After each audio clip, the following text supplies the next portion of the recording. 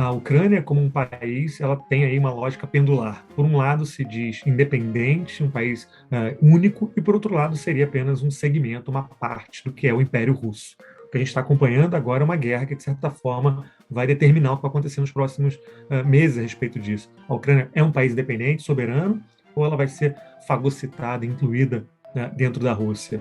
E, bom, a médio prazo, o que a gente está acompanhando é se a população tem direito a autodeterminação da sua existência ou não, se ela pode ser subjugada a respeito da força e do uso da violência.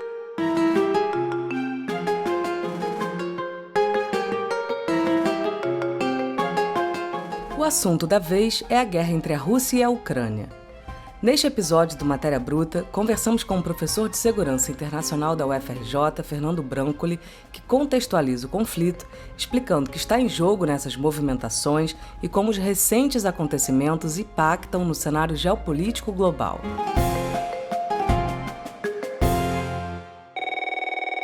Olha, eu reforçaria dois grandes aspectos que estão em jogo nesse momento. O primeiro, que é mais imediato e mais direto, diz respeito a uma das maiores crises humanitárias no continente europeu em pelo menos 30 anos. Né? A gente está falando de uma movimentação bélica que já expulsou da Ucrânia mais de 1 milhão de pessoas, a gente está falando de um número de mortes cada vez maiores, né, tanto civis quanto militares. Então, a gente está falando, a princípio, de uma crise bélica e humanitária. O segundo grande aspecto, que é bastante relevante para a gente levar em consideração no que diz respeito a esse conflito, é que a gente está também debatendo como que o sistema internacional como um todo vai se comportar. A gente está, de certa forma, observando a repercussão de um país, no caso a Rússia, que se sentiu no direito de poder invadir um vizinho, que para ela, em uma medida, estava representando uma ameaça, ou dependendo do discurso, nem existia, na verdade, né, seria uma invenção a Ucrânia, então a Rússia teria direito a ocupar. E a gente está vendo também uma resposta de parte importante de outros atores internacionais dizendo que isso não vai ser aceito, que isso não vai ser mais autorizado em alguma medida. Então, provavelmente, todo mundo está acompanhando as movimentações a respeito de sanções econômicas, financeiras, que estão sendo feitas contra a Rússia. Então, de certa forma, além da crise humanitária e militar, que é relevante e bastante importante para a gente acompanhar pelos impactos, né? A gente está vendo também uma certa reformulação do sistema internacional, onde, pela primeira vez, eu diria, em quase 30 anos, a gente está vendo uma coalizão muito grande de países que argumentam que certas movimentações não serão autorizadas. Então, as coisas vão ser muito diferentes a partir de agora, com certeza.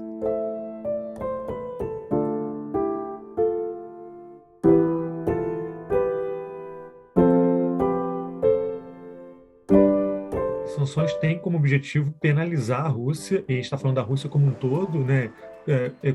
Comerciantes, oligarcas, a própria população, de modo geral, para que a Rússia ela tente modificar, ou de uma maneira modifique seu comportamento, não tente, por exemplo, realizar atuações militares em outros países. De forma abrangente, está falando do maior conjunto de sanções em relação à Rússia desde o final da Guerra Fria, né? Quando ainda fazia parte das repúblicas soviéticas.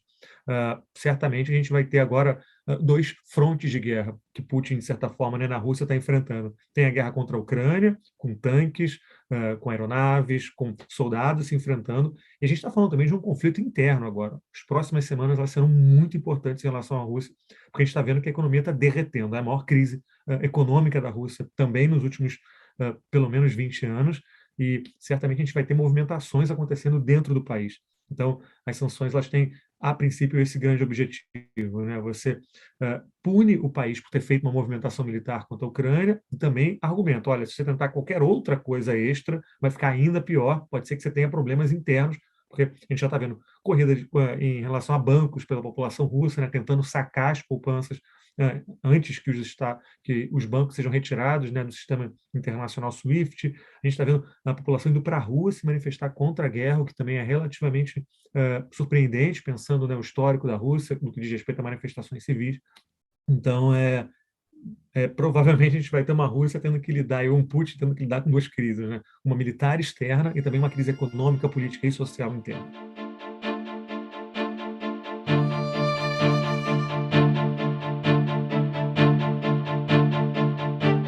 Acho que quando a gente pensa em Guerra Fria, é natural que a gente tente fazer uma analogia com o que está acontecendo agora, né? Porque a gente está falando de blocos de poder, a gente está falando sempre dessas ameaças veladas ou não tão veladas assim, de um ataque direto entre Moscou e Estados Unidos, Mas acho que o ponto essencial para a gente pensar em Guerra Fria é que a gente está falando de um momento também de confrontos ideológicos, né? A Rússia, naquele momento, compondo parte da União Soviética, tinha um plano e uma organização de como, por exemplo, estados deveriam se organizar, deveriam se ocupar em relação à sua sociedade, coisas parecidas, né? Era, de certa forma, um contraponto ao que seria o mundo capitalista representado aí pelos Estados Unidos. O que a gente tem agora é uma Rússia que, a princípio, não tem como fornecer ou como apresentar um tipo diferente de sociedade que outros países, por exemplo, poderiam replicar. E levando em consideração a China, né, que é uma grande potência que está também, de certa forma, envolvida nessa discussão, ela tem um modelo muito distinto do russo no que diz respeito à sua economia, organização estatal e demais questões. Então, eu sou um pouco reticente a apresentar como se fosse uma mera replicação da Guerra Fria, como se fosse, né, uma mera Guerra Fria 2.0. Mas a sacada que me parece interessante é reparar que a Guerra Fria, apesar de tudo, dá para a gente diversos sinais e análises para tentar entender esse momento. Então, não é uma mera replicação, mas certamente algumas discussões sobre propaganda, sobre movimentação de tropas por mais de um país, né, um coletivo de segurança, debates sobre capacidade, no caso agora da Rússia, de controlar a população civil. Isso tudo lembra um pouco, sim, a Guerra Fria. Então, olhar para a Guerra Fria nesse momento, num olhar de historiador, de analista, de interessado, nos permite ter certas inspirações sobre o que está acontecendo. Então, acho que é um pouco desse meio termo, né? A gente não está falando de uma replicação coincidente absoluta, né? Uma mera replicação de uma Guerra Fria 2.0 ou algo parecido. Tem muitas diferenças, mas tem elementos, tem setores, tem segmentos que são, sim, um pouco similares. E uma compreensão profunda e sofisticada da Guerra Fria nos ajuda, sim, a ter uma reflexão também mais sofisticada do que está acontecendo agora.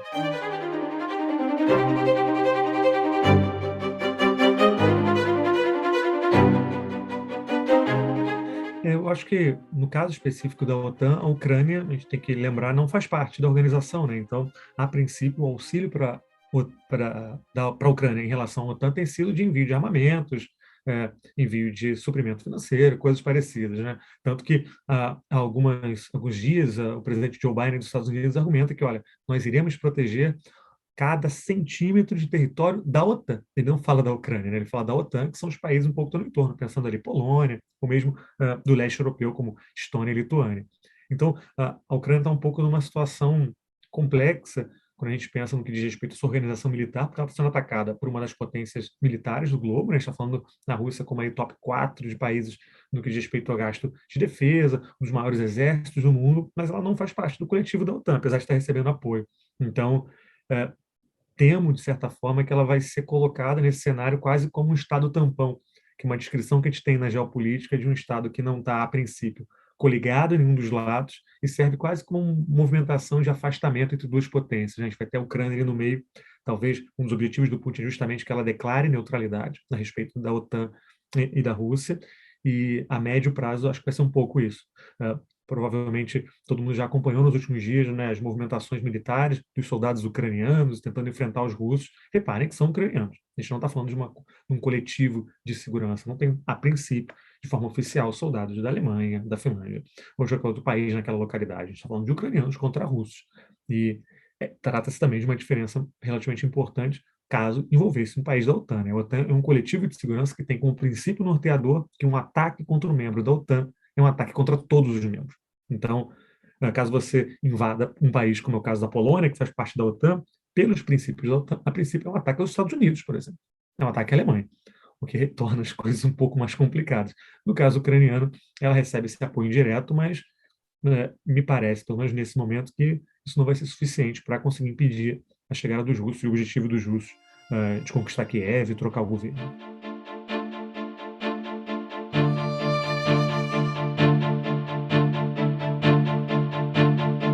Olha, alguns países que não fazem parte da OTAN, mas debatiam nos últimos dias ou nos últimos meses, certamente acham que estão em risco. Só pensar que países como a Finlândia e a Suécia, que não fazem parte e têm aí um histórico de confronto com os russos, já deram declarações que querem partir para negociações para chegar mais perto. Então, certamente, nesse momento, países do leste europeu, da Escandinávia, que não fazem parte desse coletivo de segurança da OTAN, que estariam dentro desse guarda-chuva de proteção dos Estados Unidos, têm, sim, muito receio a respeito da Rússia. Então, certamente, nas próximas semanas, a gente vai acompanhar também países se movimentando para tentar entrar nesse guarda-chuva para garantir essa proteção. Porque o recado da Ucrânia é, olha, a princípio, apesar do apoio financeiro, militar, que ela está recebendo, ela está sozinha, né? Os soldados que estão enfrentando os russos são ucranianos. Então, me parece que nenhum país que tem bom senso nesse momento acha que pode se deixar as coisas correrem sem algum tipo de controle, sem algum tipo de movimentação. E, bom, para completar, mesmo países que já fazem parte da OTAN estão mudando seu comportamento. A Alemanha, nas últimas semanas, deu declarações muito fortes de que vai aumentar o seu investimento em defesa, que vai passar os 2% do PIB. A gente está falando de uma Alemanha que, nos últimos anos, se construiu, ou mesmo décadas, como um país relativamente pacifista, que não queria se envolver nessas movimentações, mas que agora diz, olha, é o momento de gastar, é o momento de a gente mudar o nosso paradigma de comportamento internacional. Então, certamente, a gente está vendo aí mudanças tectônicas no que diz respeito à segurança internacional e como que países da Europa vão se comportar em relação à Rússia agora.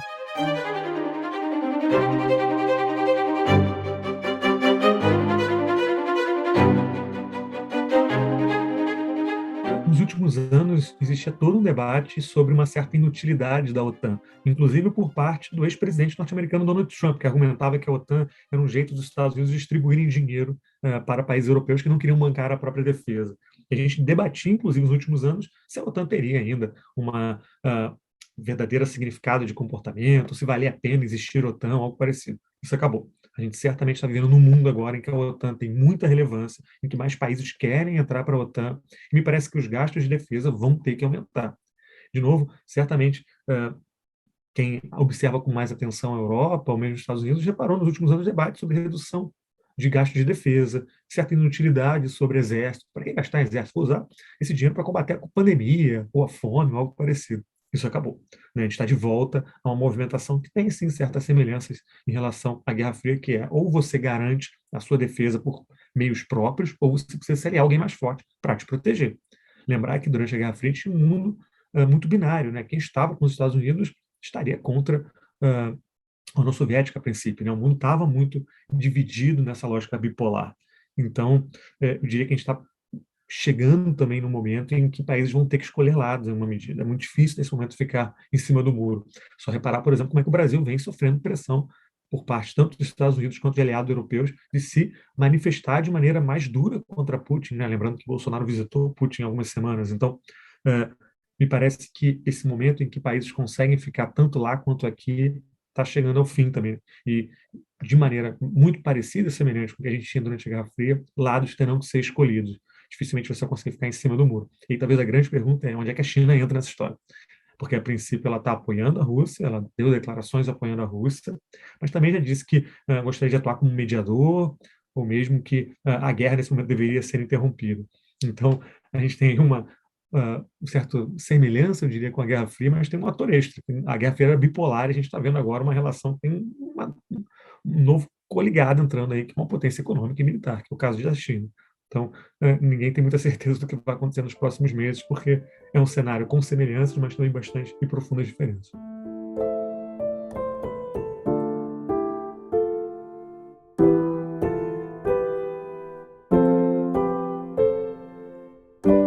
Olha, é sempre difícil fazer previsões, né, porque as coisas estão mudando de maneira muito rápida nos últimos dias. Mas acho que os indícios que a gente tem agora é de que a invasão foi um desastre para Putin. Né? A ideia de que existia uma expectativa de que o ataque militar seria muito rápido e não sofreria grandes resistências e o Ocidente não teria, a gente pensa Ocidente, Europa, Estados Unidos, não teria muito tempo de se organizar para sanções. Né? Quando começasse a pensar em sanção, as coisas estavam resolvidas e o debate seria outro. Não foi o que aconteceu. Né? O exército ucraniano mantém, inclusive, caças ainda operando, o que é uma novidade. Né? Normalmente, em conflitos desse tipo, a superioridade aérea do país mais forte é muito rápida, é obtida de maneira muito rápida, isso não aconteceu. As resistências para chegar em Kiev têm sido também muito fortes, e as respostas de sanções ocidentais têm sido gigantescas. A gente está falando de um maior pacote de sanções em muito tempo no sistema internacional. Então, por mais difícil que seja fazer previsões, eu concordo que provavelmente a gente vai ter uma Ucrânia que vai ser derrotada do ponto de vista militar contra a Rússia. Só que eu estou particularmente curioso para entender o que vai acontecer na Rússia após essa campanha completamente desastrosa, né? Do ponto de vista econômico, do ponto de vista político, do ponto de vista social.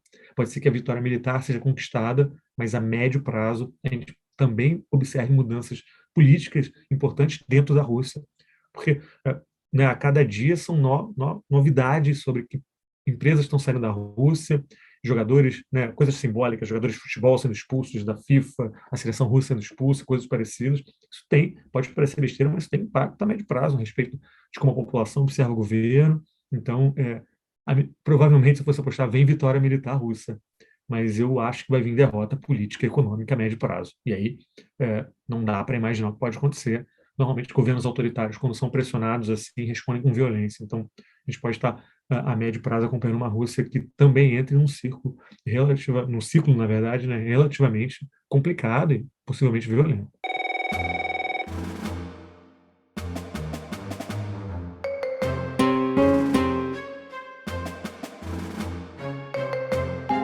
O Matéria Bruta é o podcast do canal Curta dedicado às artes e à filosofia. Entrevista por Eduardo Fradkin, edição de Juliana Zalfa, voz de Flávia Mano e assessoria de Francis Carnaúba e Gabriel Reis. Até o próximo episódio.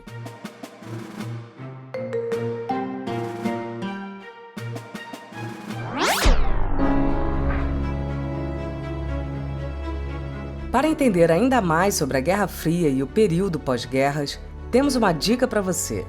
A série 1945-1953, da Segunda Guerra Mundial à Guerra Fria, combina imagens de arquivo, fotografias, exemplares originais de cartas da época e testemunhos inéditos para revisitar esse período crucial da história.